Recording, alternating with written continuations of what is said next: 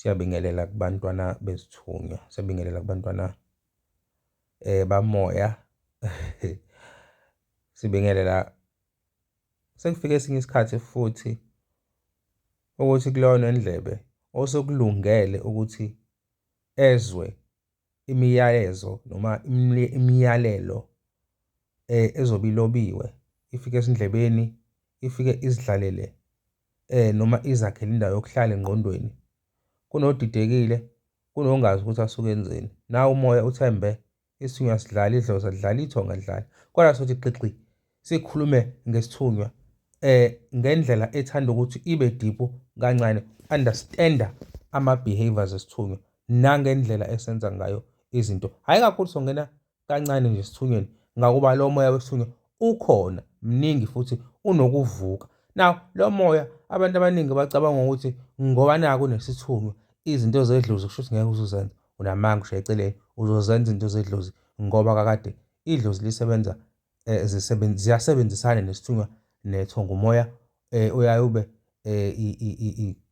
i-partnership, but kube ukuthi-ke mhlampe-ke kulo mntwana onesithunywa kube uyena, kube ukuthi isona-ke isithunywa esiyiveze kakhulu-ke kuyena-ke. Kodwa akusho ukuthi ngoba nakhu isithunywa siyivezile kakhulu, lezi ezinye iy'phiwo zamadlozi namathongo zona ungazishayi indiva ngoba nazo ziyadinga uku-honour-rishwa. Failure to do that, inkinga zizoba khona nawe uzobona. I-psychology yesithunywa, i-behavior yesithunywa, isithunywa asigcini ngokuthi size kuwena sizofuna uvusa iziphiwo, kepha isithunywa sisuke silethe imfundiso, futhi imfundiso yesithunywa ivamise ukuba ibe nokujula okukhona ngoba isithunywa sikufundisa izinto through ama-experiences. Kusho ukuthi izinto zenzeka kuwena kube buhlungu kanti isithunywa siyazi senzani. Ake singene kuyona.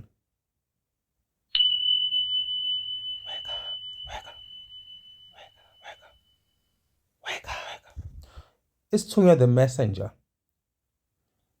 labo ababesonta, labo baba amasiyoni, labo baba amaNazaretha, labo baba amamishini, labo babeyilokhu. Among these beings noma among these ancestors ayekholwa ngesikhathi sekufika izizwe sezifuna ukuzothatha imihlaba, zaqeda zafika nezinto zazo.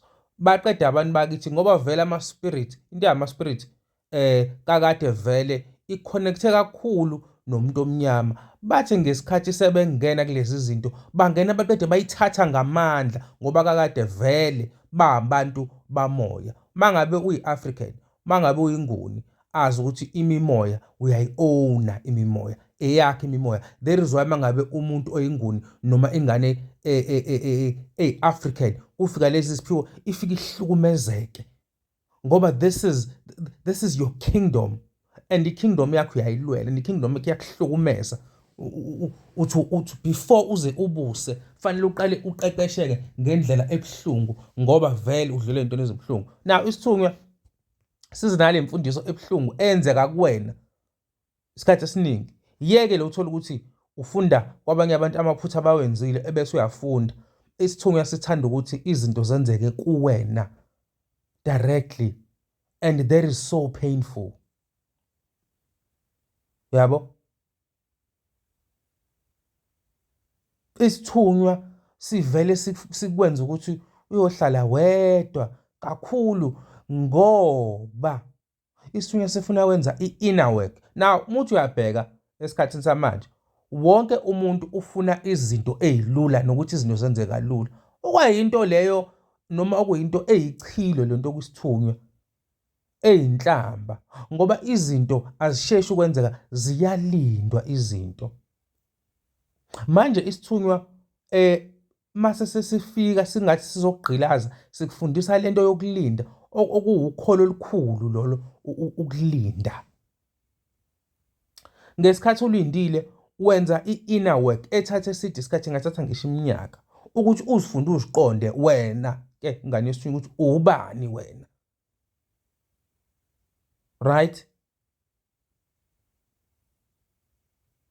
Uzithole kancane kancane kancane kube izinto oyitholayo ngawo kancane kancane, kube khona iy'mfundiso ozitholayo ezifika kuwena. And isithunywa ngisho ungangasukela isithunywa, asisukele isithunywa sayifikele. Ungasijahi isithunywa usitshela ukuthi ngicela ningitshele into ewukuthi, bese uyacabanga ukuthi uzosho mangabe usushisa amakhandlela waphahla, washisa impepho wakhuluma, ucabanga ukuthi iy'mpendulo uzozithola ngesikhathi esithandawana. Uzawulinda, ungaphela ngisho unyaka ungayitholi impendulo, ngoba kunemfundiso ofanele uyazi ngokulinda, ngoba umntwana wesithunywa fanele akwazi ukulinda. Ngikutshela ngemikhuba yesithunywa, i-psychology yesithunywa. Sizakhuluma nge-psychology yesithunywa, ngento nje ezimbalwa efanele u-understand ngazo ngesithunywa.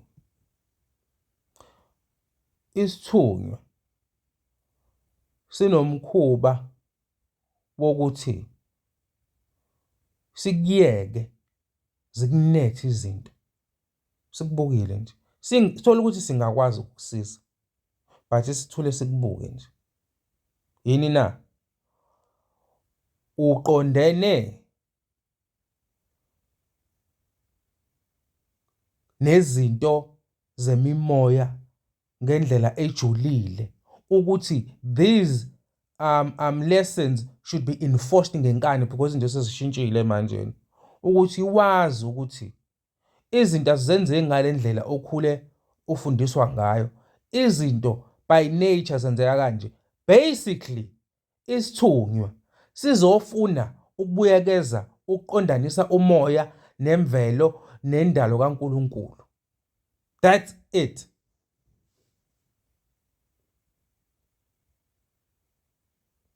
Iyeke le yokuthi uzosiza abantu, asiyibeke eceleni. Ake sikhulume le yakho-ke manje nake eqondene nawe ungenwe isithunywa, ukuthi i-psychology yesithunywa uyazi ukuthi isithunywa size nemfundiso enzima futhi eyayibukeka engazuthi ibuhlungu, ngoba uma unesithunywa izinto uzi-experience personally, zenzeka kuwena. And ungacabanga ukuthi into mayenzeke once ngeke isenzeke, isangenzeka many times until you have learned the lesson. Ake sivale lapho singangeni kakhulu.